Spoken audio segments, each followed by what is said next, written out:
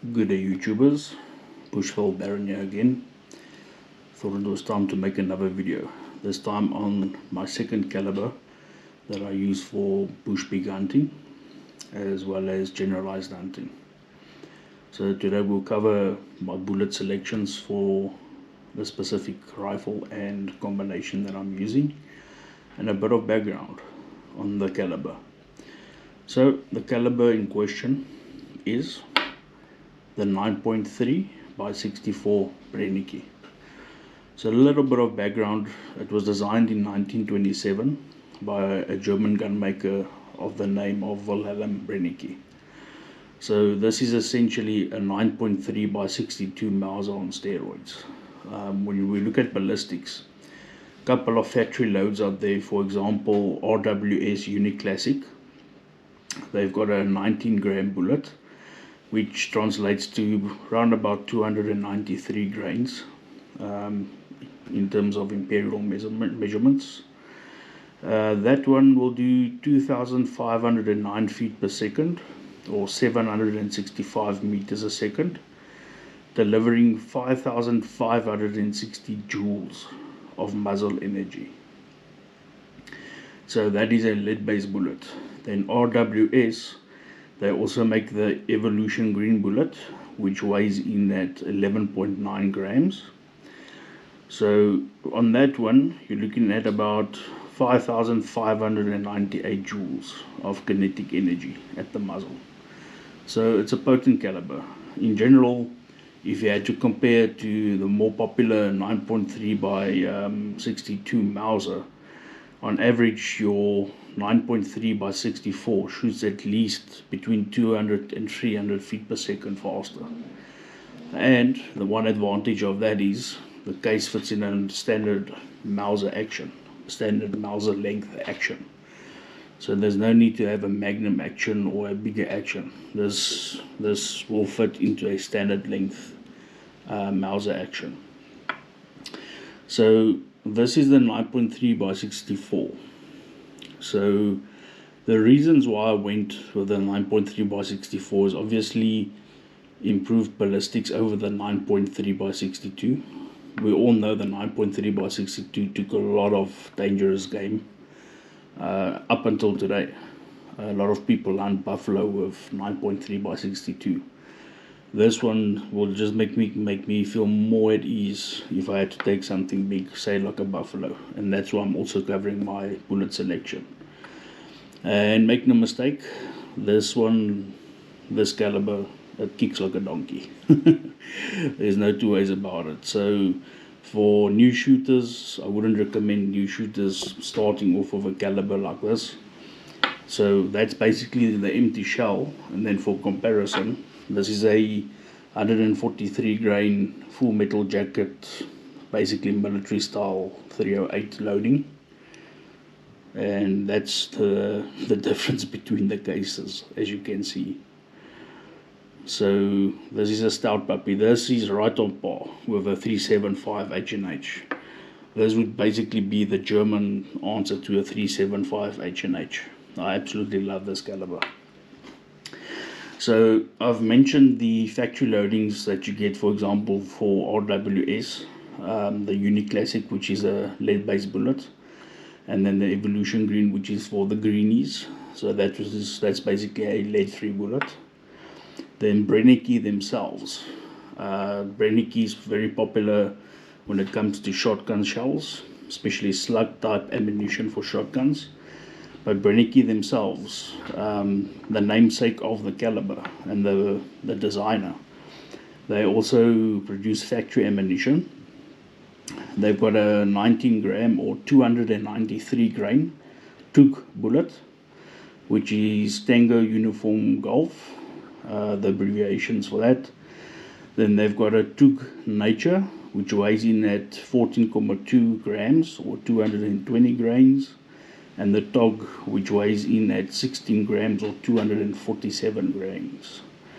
I stick to the heavier bullets. I believe in heavy bullets. I'm not a sniper. I'm not going to shoot anything at 600 meters, and I don't intend doing that. All my shoots are up close and personal. And The one key benefit of having a caliber like this is if you hunt in different locations. If you hunt in a location where you know, okay, there's no dangerous game, then you use the bullets that I'll be covering.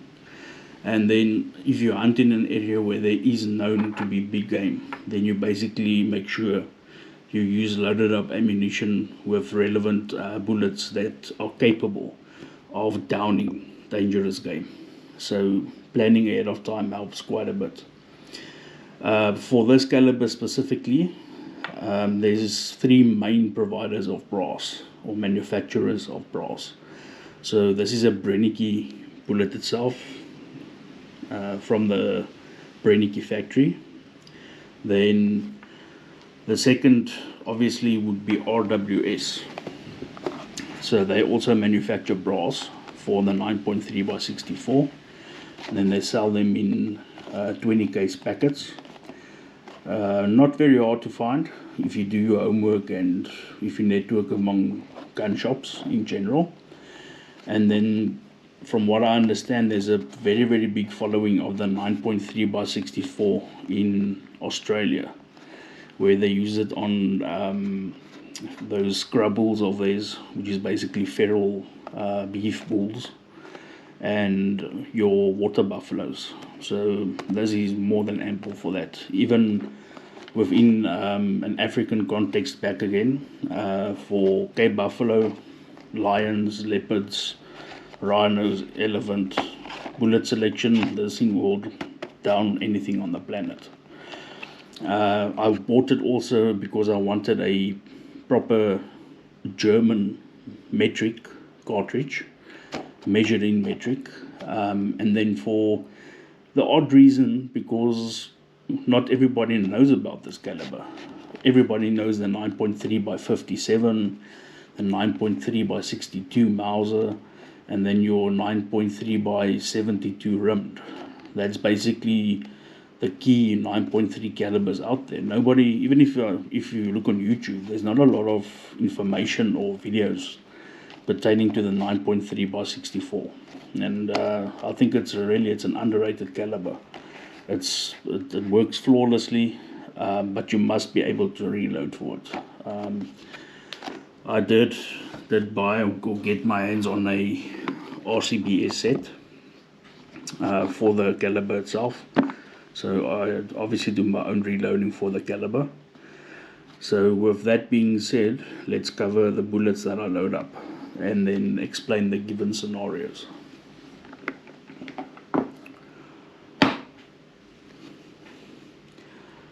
So basically, going from my left to my right, the first two bullets, these bullets would be bullets that I use where I know there is dangerous game present and I need to do culling or shooting.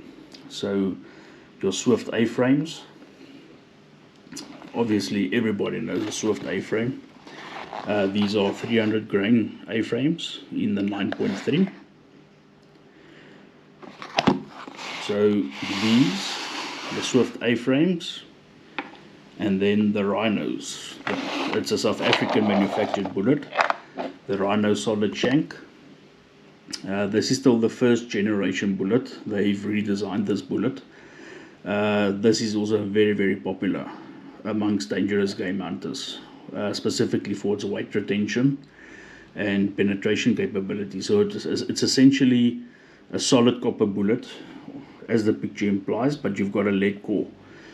But it's chemically bonded. This thing basically always has weight retention above 93-94% every time, even if you shoot it into a buffalo or an elephant or whatever the case may be. These things, they hold together absolutely perfectly.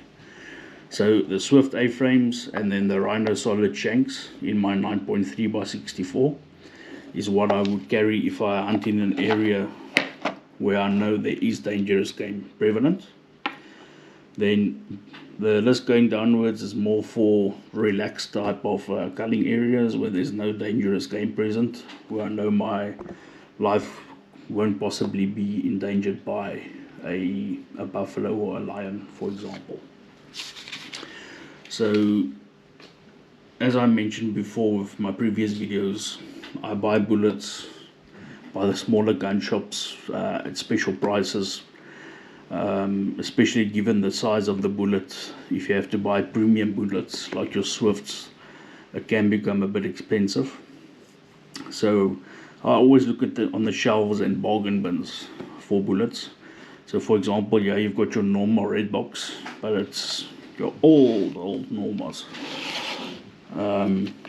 with the yellow tip, also weighing in the 285 grain category. So all these bullets are 285 or 286 grains for the 9.3x64. So this is the old normal yellow tip bullets, like I said. So this I would use on Bushpigs. Then I've got an old box of Lopua Megas, also very good bullets. This I would also load up for Bushpig, also 286 grains, and as you can see by the box, old bullets. Got nothing wrong with them. So that's the Lopua Megas. Then the Island bullets, these you don't find anymore. I've got them at a steel 2 full boxes, so 100 bullets. I've actually got some loaded up. I'll show you what the loaded bullets look like in a second or two. So this I would also use on Bushpig. And then obviously the staple of many South African hunters, Pro-Ams. These you don't find anymore, unfortunately, unless Pro-Am releases a batch by some miracle. But this is also 9.3 in 286 grains. So you've got so like I said with previous videos, it's a 2-component bullet. The section by the crimping groove, this bottom section, bottom half, is a harder lead, and then this front half is softer lead. So there's mushrooms, and this basically forms a shank for penetration. So very good bullets. But 25 in a box, I've already, okay, this one is full, but I've already used out of this one. I've got some loaded up as well with this, which I'll show you in a second. I've got this absolutely beautiful ammunition box.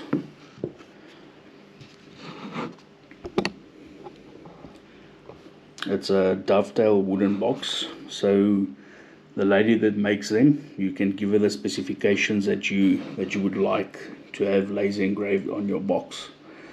So for example, with me, I went with a Bushpig, very detailed, the caliber 9.3x64, and these two logos are a dead giveaway on my rifle that I have. So my rifle is a Geweer 98 or K98 based action with a Lothar Walther 26-inch barrel. I'll cover the overview of the rifle in a separate video. I'm just covering the caliber 9.3x64 in this video, and just for fun on top, Grunter Hunter. So inside, what I can do is in the description of the video, I can add the details of the lady that manufactures these boxes. They are really beautiful. So here's just some empty brass, and then yeah, we get to the good stuff. So this round, this is the 9.3x64 loaded up with a Highland bullet. So it's these white boxes that I have that I mentioned earlier. So this is the Highland bullet, soft lead point, works absolutely beautifully on pigs. I always mark my bullets. I don't just do hunting and culling, for example. I do a lot of sport shooting to keep my skills and muscle memory up to speed and to improve on my shooting skills. It doesn't help having a rifle or a pistol or a shotgun or whatever firearm it may be just laying in the safe for years on end, and you don't shoot it or practice with it. In line with bushpig hunting, you need to learn how to do snapshots, basically bringing your rifle to the shoulder, shooting from the shoulder, because there's no time to use shooting sticks or anything similar like that. It's really run and gun type hunting. So, but yeah, coming back to the markings, I just mark my brass when I shoot competitions and hunting club shoots, so that when I extract the brass and it lands on the floor, then I know this is my brass. Makes it easier to spot. And obviously, should there someone be with another 9.3x64, which is highly unlikely, not a lot of people shoot it, then the brass doesn't get mixed up. So that's why I mark my brass. So yeah, this is like I said, the Island bullet when it's loaded up. You can just have a view there. And this is my RWS brass, very good brass, German quality. I've got Bertram brass, but it's not here. I've still got enough RWS brass. I've still got at least 80 cases of RWS brass, and it's not a rifle I shoot every day, so I'm pretty much sorted for now in terms of brass. So that's the Highland bullet. These are, so here's 5 Highland bullets, cartridges, whatever you want to call it, and then these 5 are Pro-Ams. So they are loaded up with these Pro-Ams. Just give you a look of what it looks like. Also, once I said it once again, the brass is marked, and that's with 286 grain PMP Pro-Am bullet. And in the back over there, I've got 10 rounds of my how shall we call it, tricky situation ammo. So if I should be out in the bush and I know there is dangerous game present, this is my loadings with the Rhino solid shanks. So that's what it looks like loaded up. It's got a moly coating on it, so especially when it comes to cleaning your rifle, the moly coating helps quite a lot. Your barrel isn't as dirty especially when you do club shoots and hunting exercise shoots, where you shoot like 30-40 rounds in a day. This helps a lot with barrel fouling. But yeah, it's becoming almost impossible to shoot this just for paper because of the price point of the bullets. This is purely a hunting bullet. This isn't meant for paper. So I've got my 10 in reserve there for tricky situations. But this is definitely what I would use on buffalo should I be offered a buffalo hunt or similar. This is what I would go to. Very good bullets. So there's just a couple of bullets loaded up of the case.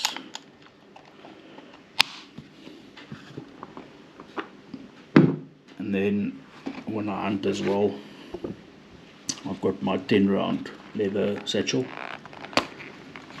that would hold 10 rounds of 9.3x64 Brenneke ammunition.